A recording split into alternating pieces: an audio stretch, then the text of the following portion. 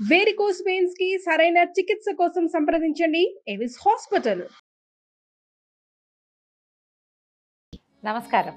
కార్తీక్ పురాణం 24వ అధ్యాయంలోకి వచ్చాం. అంబరీషోపాఖ్యానాన్ని తెలుసుకుంటున్నాం. అంబరీషుణ్ణి 10 రకాలుగా జన్మలెత్తమని శపించినటువంటి దూర్వాసుడు కృత్యని కూడా సృష్టించి అంబరీషుడి మీదకి వదిలిపెట్టాడు.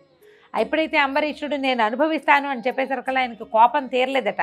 ఇంకా పెద్ద శాపం ఏదైనా ఇవ్వాలనుకుని మళ్ళీ నీళ్లు తీస్తుండేసరికల్లా ఆ సమయానికి అంబరీషుడి పూజామందిరంలో రేఖామాత్ర స్వరూపంలో చిత్రించబడినటువంటి సుదర్శన చక్రము ప్రాణం వచ్చినట్టుగా లేచి బయటకు వచ్చేసింది. ఇంతకు ముందు ఎప్పుడో నా భక్తుల్ని రక్షించటమే నీ యొక్క క్రియ అని భగవంతుడి చేత ఆదేశింపబడినటువంటి సుదర్శనుడు తన దేవుని అంటే తన ప్రభువు యొక్క విష్ణువు యొక్క భక్తుడైనటువంటి అంబరీషుడి మీదకి నిప్పులు ఉరుముతూ కత్తులు తిప్పుతూ వస్తున్నటువంటి కృత్యను దాని యొక్క కారణమైన దూర్వాసుడిని చూసి వారిద్దరిని సంహరించడానికి ఉద్యుక్తుడై ఆ చక్రస్వరూపంగా బయటికి వచ్చేసాడు. 1000 పళ్ళుంటాయట ఈ సుదర్శన చక్రానికి. 1000 పళ్ళలోంచి ఒక్కొక్క పంటలోంచి కొన్ని వేల సూర్యుల కాంతి వంటి అగ్నిరవ్వలు చిమ్ముతూ సుదర్శన చక్రం ఈ అంబరీషుడి మీద నుంచి కృత్య మీదకి లంఘించింది, కృత్యను సంహరించింది. ఈ కృత్య కత్తులతోటి అంబరీషుడి మీదకి వచ్చింది. అంబరీషుడు దుఃఖోద్వేగంతో కూలిపోయి ఉన్నాడు.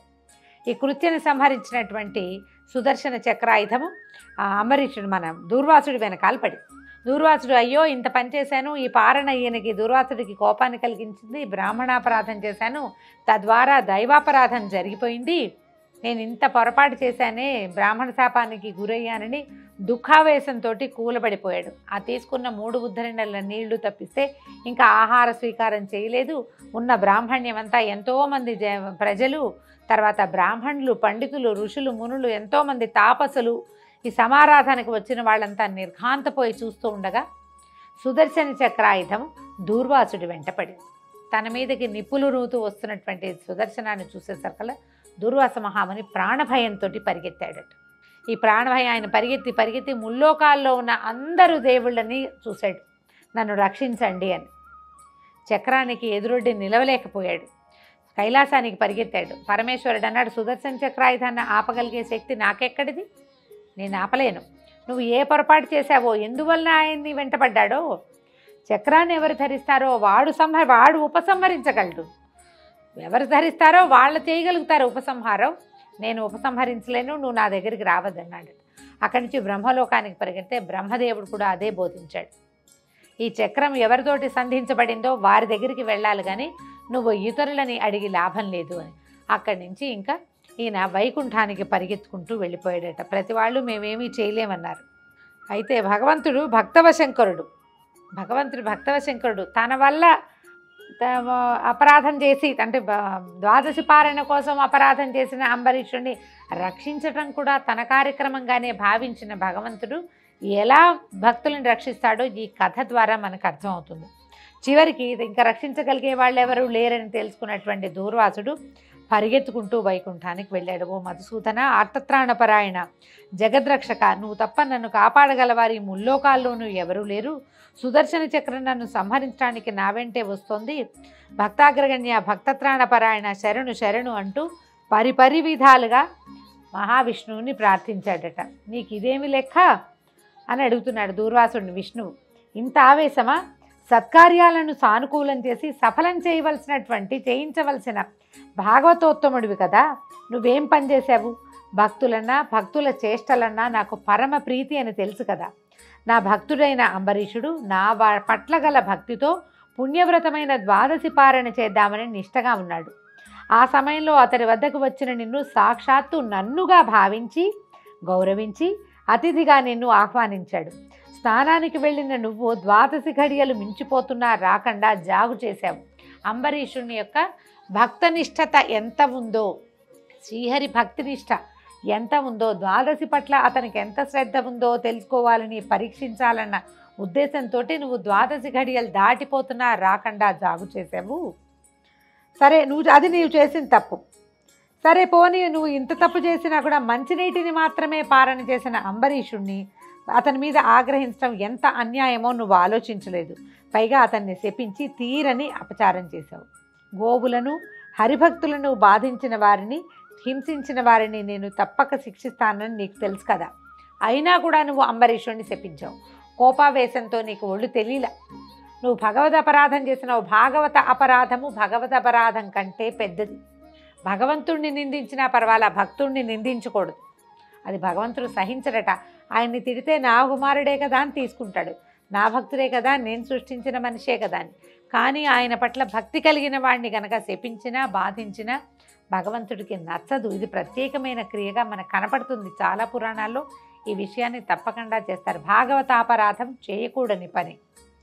అయినా అంబరీషుడిని శపించావు. అతను నీకు భయపడడం వల్ల, నన్నే ధ్యానిస్తూ ఉండటం వల్ల నీ శాపవాక్కులు ఏవి అతనికి వినపడలేదు. అతను ఏం చెప్పాడు? నువ్వు 10 జన్మలు ఎత్తమన్నావు. అతను అవేవి వినలేదు.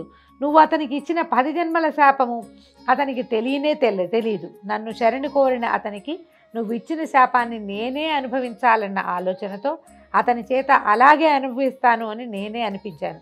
నీ శాపం వృధా కాకూడదు. నువ్వు అమోఘ వచస్కుడివి, మహర్షివి, ప్రపంచాన్ని భక్తి వైపుకి నడిపించవలసిన వాడివి, భగవంతుని వైపుకి వెళ్ళే దారిని సుగమంగా చేసి ప్రపంచానికి అందించవలసిన మహర్షివి. నీ మాట తప్పు కాకూడదు. అందుకని అదొకటి.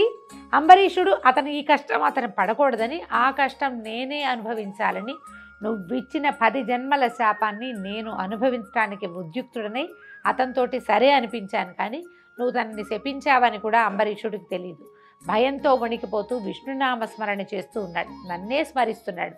నన్నెవడు స్మరిస్తాడో వాడి మనసులో నేను ఉంటాను. కాబట్టి నేను ఆ శాపాలని ఒప్పుకున్నాను అని చెప్తున్నాడు భగవంతుడు.